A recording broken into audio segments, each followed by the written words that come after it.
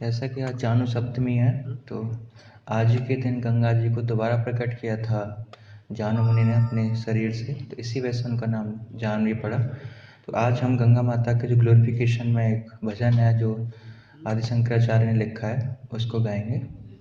और इस गंगा स्तुति को बहुत ही जो कोई भी सुनता है रोज, तो निश्चित रूप से उसको सफलता प्राप्त होती है। और जो कोई भी इसको रोज बोलता है तो जितनी भी उसके अंदर इच्छाएं हैं वो पूरी होती हैं, और जितने भी उसने पाप किए हैं वो सारे पापों से क्या है, मुक्ति पाता है। तो आज हम इसका उच्चारण करेंगे। देवी सुरेश्वरी भगवती गंगे, त्रिभुवन तारिणी तरल तरंगे। देवी सुरेश्वरी गंगे, त्रिभुवन तारिणी तरल तरंगे। शंकर मौली विहारिणि विमले, मम मतिरास्तं तव पद कमले। शंकर मौली विहारिणि विमले, मम मतिरास्तं तव पद कमले। भागीरथी सुखदायिनी माता, तव जल महिमा निगमे ख्याता। सुखदायिनी माता, तव जल महिमा निगमे ख्याता। ना हम जाने कव महिमाना, बहि कृपामयि माम ज्ञाना।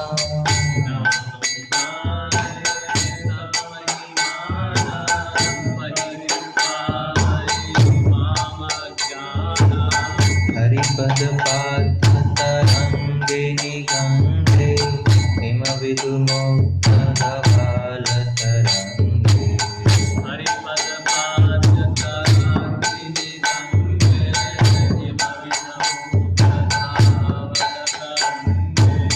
दूरी कुरु मम दुष्कृति भारा, कुरु कृपया भव सागर पारा।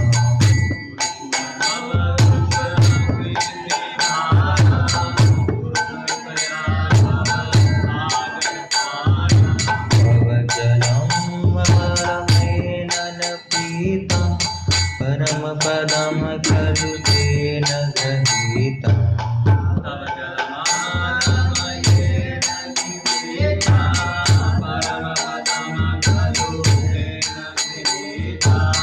मातर गंगे त्वय्यो भक्ता, किल तम द्रष्टुं नायं शक्ता। मातर गंगे त्वय्यो भक्ता, किल तम द्रष्टुं नायं शक्ता। पतितो धारिणि जानवी गंगे, खंडित गिरिवर मंडित भंगे।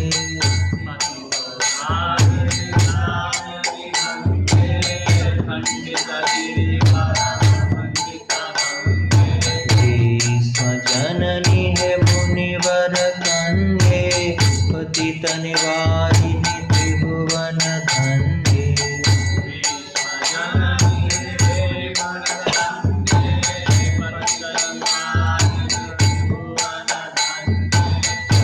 कल्पलतामिव फलदां लोके, प्रणमति यस्तं नापतति शोके।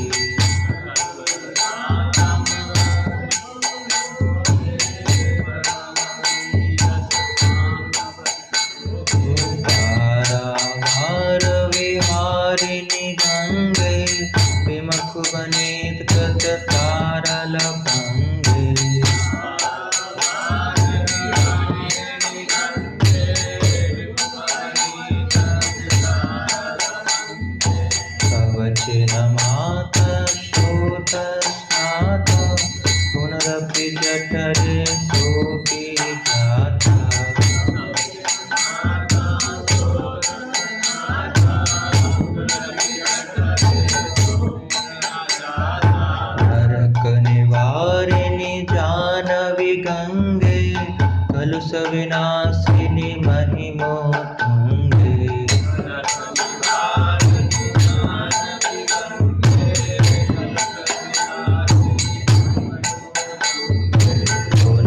पुनरसारंगे पुण्यतरंगे जय जय जानवी गुरुनाथंगे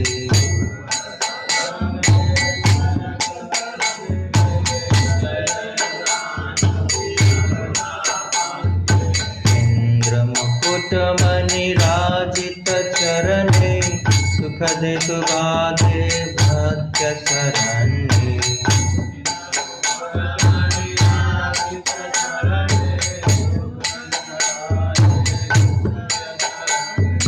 भोगम शोकम तापम पापम हर में भगवती कुमति कलापम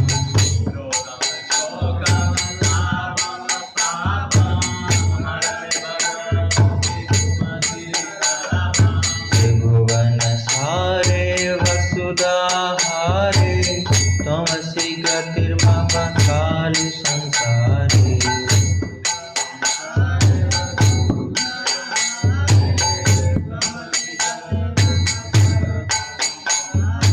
अलकनंदे परमानंदे गुरु करुणामयि कातर वंदे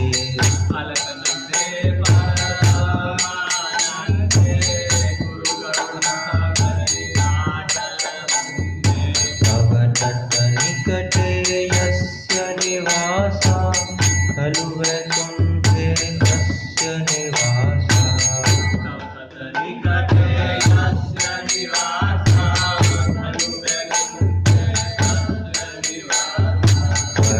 परमहिहानिरे कामत्वमीना किमवतीरे शरदः सीना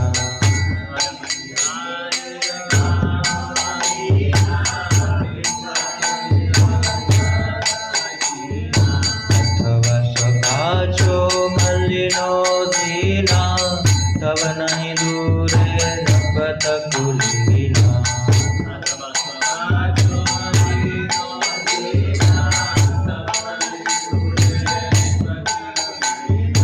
ओ भुवनेश्वरि पुण्ये नंदे देवी द्रिवामयि मुनिवर कंदे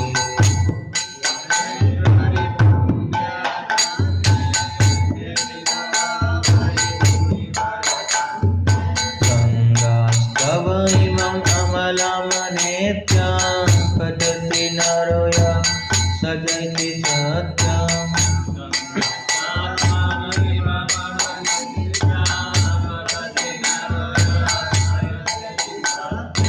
येषां हृदये गंगा भक्ति तेषां भवति सदा सुखमुक्ति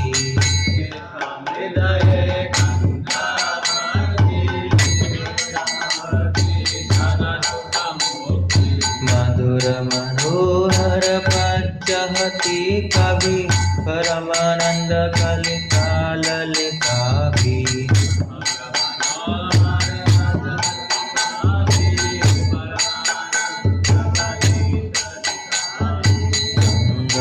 गंगाश्रोतमिदं भवसारं वाञ्छितफलदमिमल्लमसारम्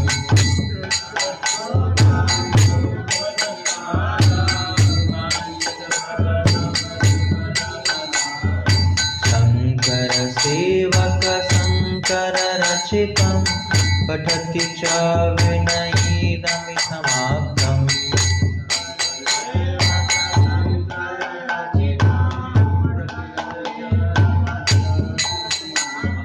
देवी सुरेश्वरी भगवती गंगे त्रिभुवन तारिणी तरल तरंगे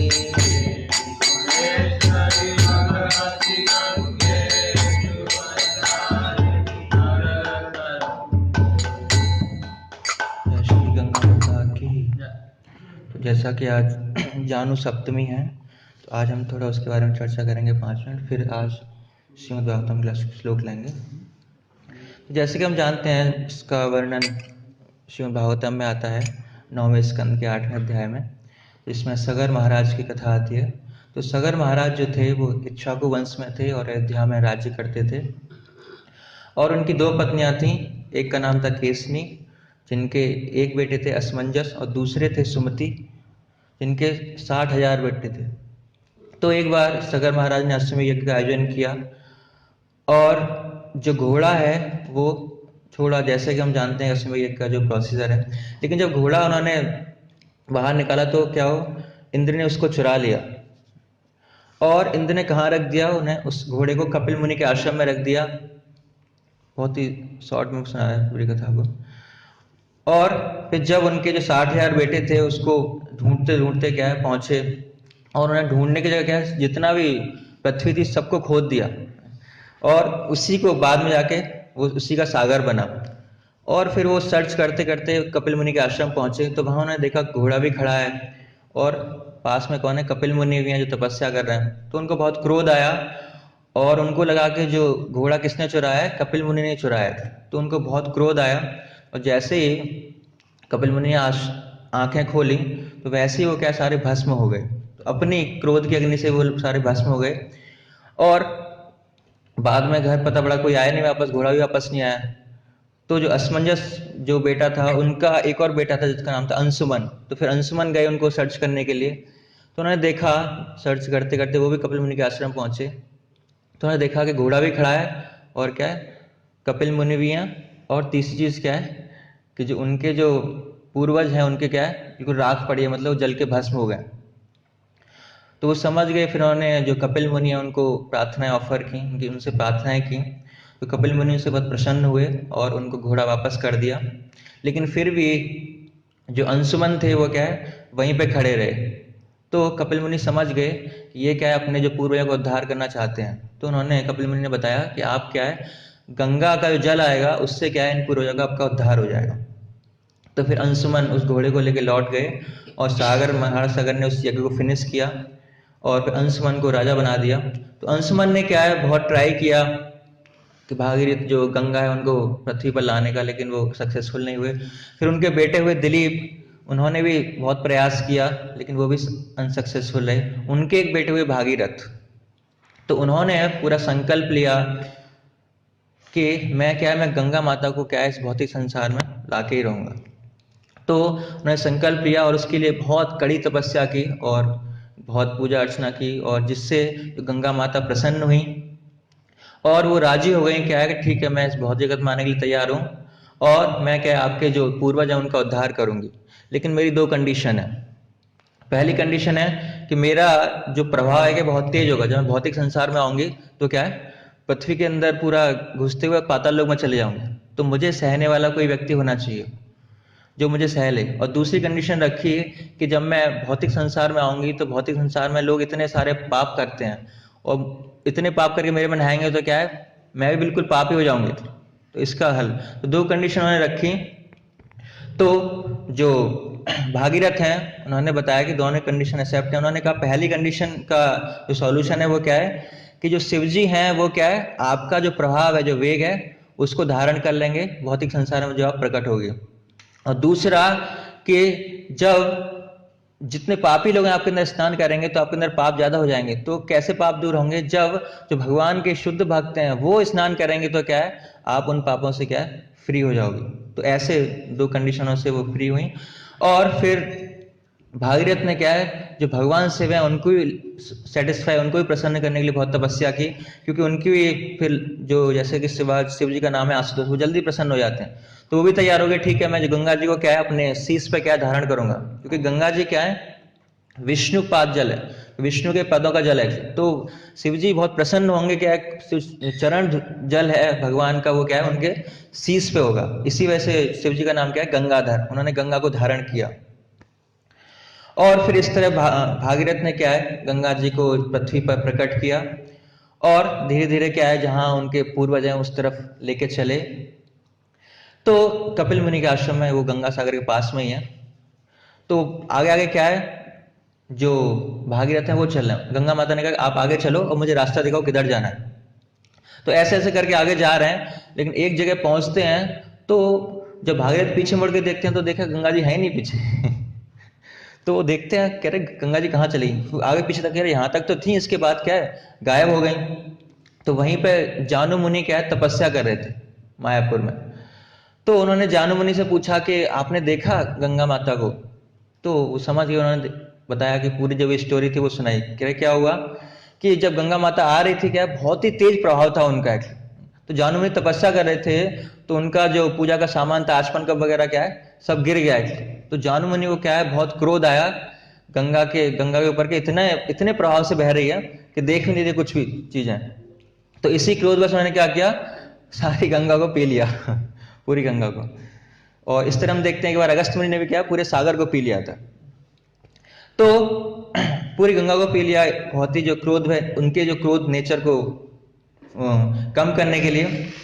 तो फिर भागीरथ को जब पता पड़ा तो उन्होंने क्या है बहुत ही प्रार्थना अर्पित की जानू मुनि को कि ऐसे ऐसे चीज है, मैं इतनी बड़ी मुश्किल से तो गंगा जी को यहाँ प्रकट करके लाया हूँ, अब एक और समस्या खड़ी हो गई, तो प्लीज आप करके उन्हें रिलीव करिए और मेरे जो पूर्वज हैं उनका धार के लिए उनको लेके आया हूँ, तो जो मेरा काम है पूरा वो तो पूरा हो जाए।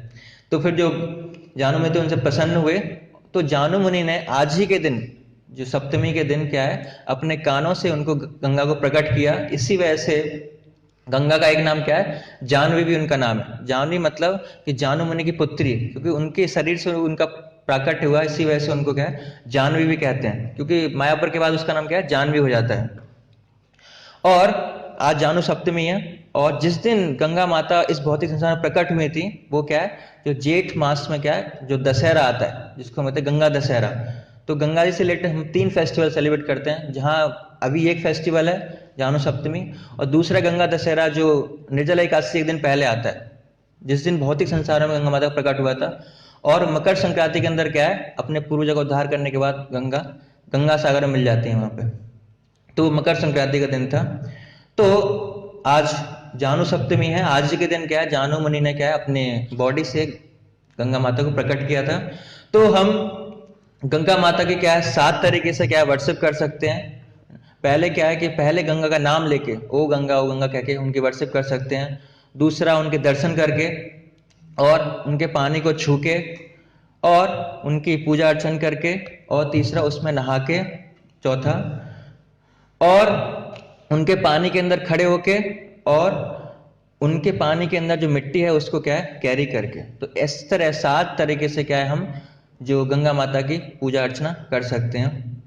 जैसे कि हम देखते हैं नवद्वीप जाते हैं तो नवद्वीप में क्या है 9 द्वीप है, जिनमें से एक क्या है जानूद्वीप है। तो इन्हीं जानू मुनि के नाम पे क्या है इसका नाम जानूद्वीप पड़ा है।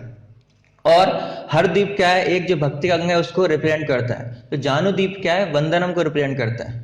तो आज जैसे कि गंगा माता का प्राकट्य हुआ था दूसरी बार, तो आज हम भी क्या है गंगा माता से वंदनम कर सकते हैं, वंदना कर सकते हैं कि हमें भी क्या है हमें भी जो भगवान की शुद्ध भक्ति है वो प्रदान करें, और जितने भी हमारे जीवन में बाधाएं हैं या पाप हैं वो क्या है इनसे हमें छुटकारा पाए। हरे कृष्ण।